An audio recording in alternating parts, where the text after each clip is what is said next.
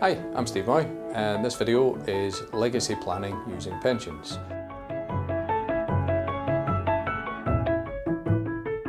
Now, the government changed the legislation a few years ago now regards the way that death benefits are paid in the event of pensions.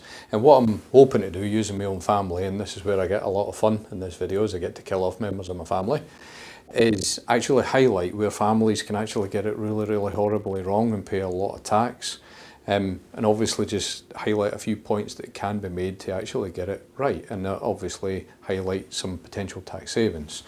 So we've got a scenario here where we've got my dad, my mum, I've got two sisters, and then I've got my daughter and I've got my two nieces. So that's our family. Probably look like a lot of you guys out there in terms of your families as well. In this example, my dad's got a pension fund of £500,000. Now, dad dies, and mum is faced with the question of what do you want to happen? What can happen is because dad's died under 75 now, my mum can get all of that in a cheque tax-free, which the rules around the death benefits around pensions now are absolutely fabulous. So from that perspective, mum gets the cheque, she puts it in the bank, but what she's not thought about is actually when my mum then passes away as well, all of a sudden my mum and dad's estate is worth £500,000 more than what it potentially should have been.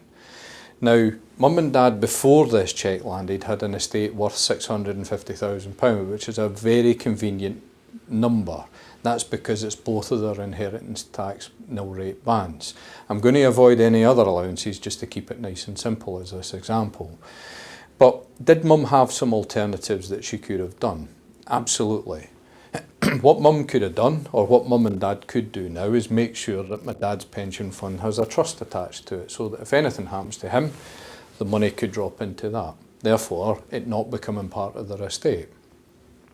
Second thing that mum could potentially do is make sure the paperwork's in place so that my mum, rather than actually getting a cheque or alternatively dropping the money into a trust, my mum could potentially actually have a pension set up in her name and the proceeds put in, and then mum takes an income from that. If dad's died under 75, that income would be tax-free. If dad's died over 75, that income would be taxed at a marginal rate. Now the good thing about that is if it sits in a pension, is if then anything happens to mum, that process can be repeated for whoever mum wants to leave that money to. So if it's, for example, split three ways between us as kids, we could take the cheque, we could have the money put into a trust for ourselves, or alternatively, we could actually have a pension set up for us and for us to take an income from that as well. Then if something happens to us, the grandchildren have got exactly the same options available to them.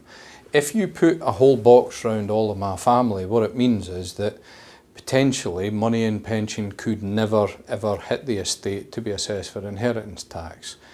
And for me, it's as simple as a couple of forms being filled in to make sure that you have that flexibility.